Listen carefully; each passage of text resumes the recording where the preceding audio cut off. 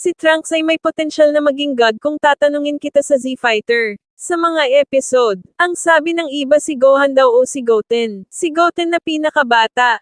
O si Gohan mismo. Dahilan o gayunpaman, ang kasalukuyang mga Trunks ay may pinakamalaking potensyal. Si Future Trunks nakipagsabayan kahit papaano sa lakas ni Goku, Black. Kahit na wala siyang kapangyarihan na Super Saiyan Blue, nahigeten niya ito sa pagiging Super Saiyan Rage Trunks, na mas malakas pa sa kanyang Super Saiyan 3 at Super Saiyan God. Ang formang Rage Trunks ay nagmula sa kanyang galit, kaya sa pagtingin sa kasalukuyang Trunks dapat ay mayroon din siyang eksaktong parehong kakayahan. Sila ay ang parehong tao pagkatapos ng lahat maliban sa kasalukuyang Trunks. Dahil sa pagkamit ng Super Saiyan sa mas murang edad, hindi lamang siya nagpapakita ng mga palatandaan ng pagiging may kakayahang lampasan ang lahat. Alam natin na may nakatago siyang galit na kahit sino na nagpapalakas ng kanyang nakababaliw na kapangyarihan.